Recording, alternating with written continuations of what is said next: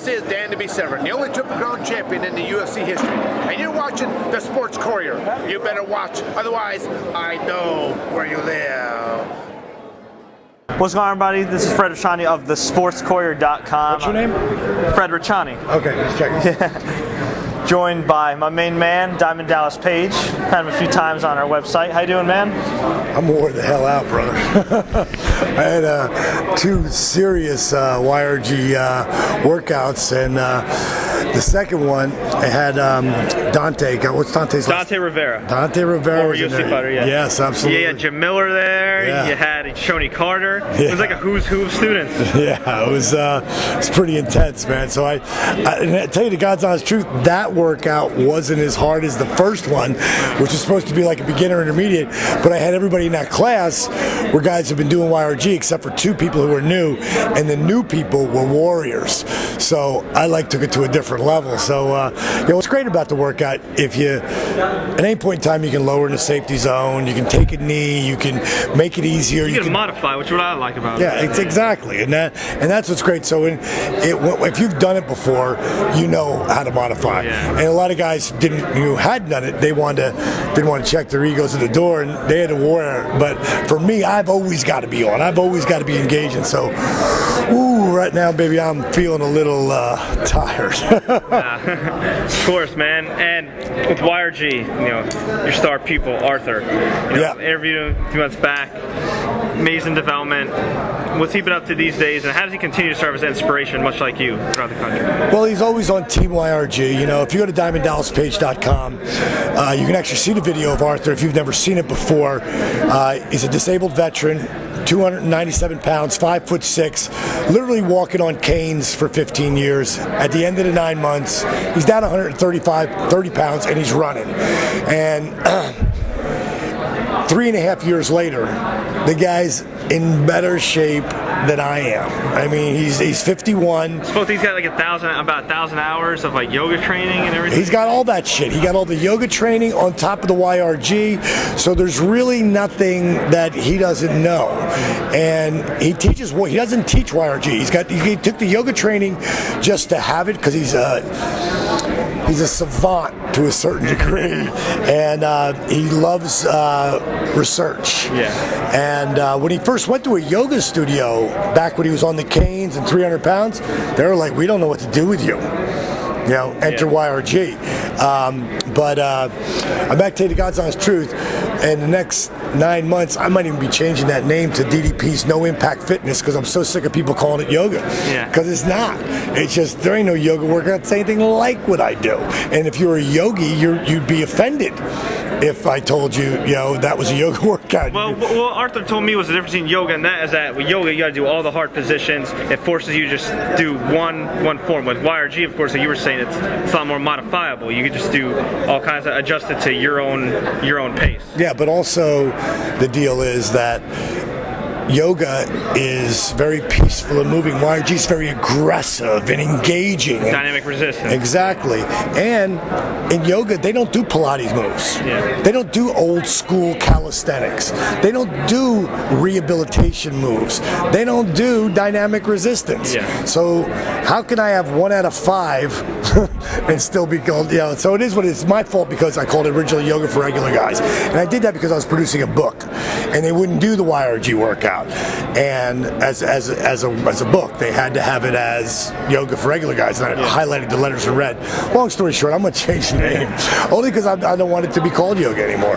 Only because the idea of yoga, I know and I understand it because for the first 42 years of my life, I'm a guy who wouldn't be caught dead doing yoga. Yeah. But I love yoga. I just don't teach it. I get it now. It's a great workout.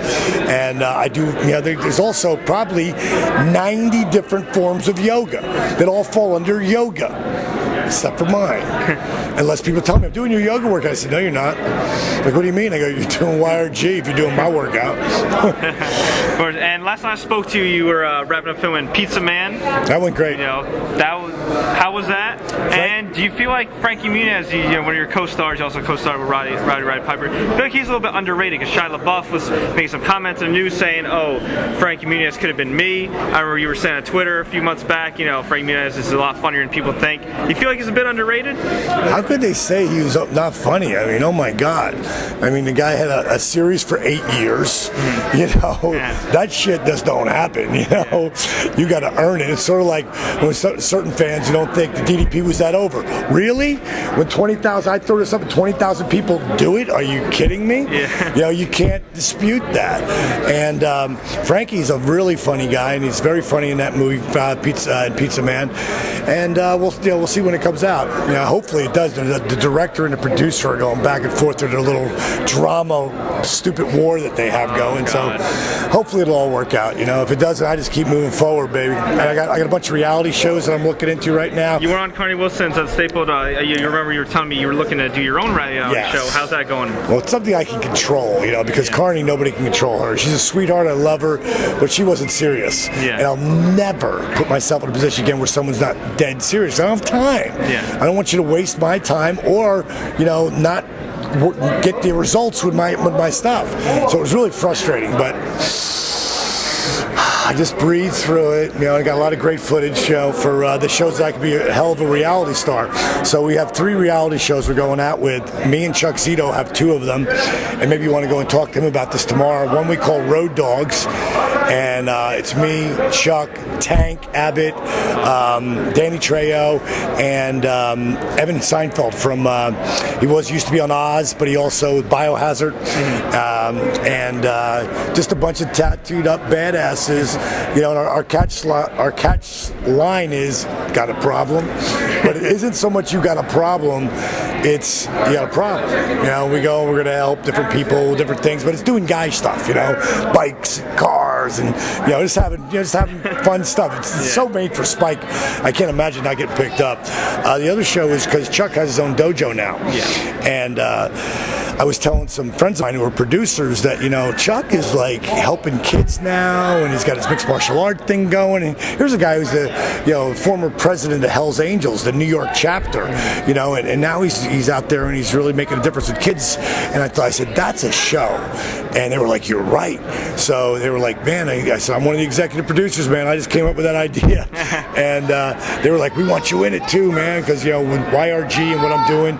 So it's sort of like Scared Straight meets Inspiration and Perspiration with DDP and Chuck, and then we'll come up with a whole theme, get a show writer and all that stuff. We got a great one, guys. As a matter of fact, it's Monty Hall's son, Robert Hall, who also got an Emmy for The Amazing Race. So, you know, we've got some great people with us on that, and I'm looking forward to, you know, going out and pitching that sometime after the first of the year. But my big baby, my number one thing that's most important to me is Transformation Nation. As a matter of fact, I was just telling you, Road Dogs, that show, Road Dogs, they just did a bit on TMZ this week. Oh, wow. They might recap it. So it'll be after you've seen it, but I'm sure I'll have it on my Facebook or something. As soon as I get it, my girl just told me it was amazing. The spot that they all did. They called us the real life Expendables. But Transformation Nation is where I go into a city and I take 6 people, all different lifestyles, colors, creeds, etc., and individually work with each one of them, and we follow them for 13 weeks. So if we do it in Chicago and we put billboards all over the city of these 6 people, everyone will know who they are. So like it comes out of a show in Ireland, and Conor O'Connor. If Conor O'Connor over in Ireland goes in and he grabs some Twinkies, everybody's like, Conor, what are you doing? Because everybody knows them. Yeah. You know, so it's like their life is out there, and I'll only take the people who want it more than anything. It's like a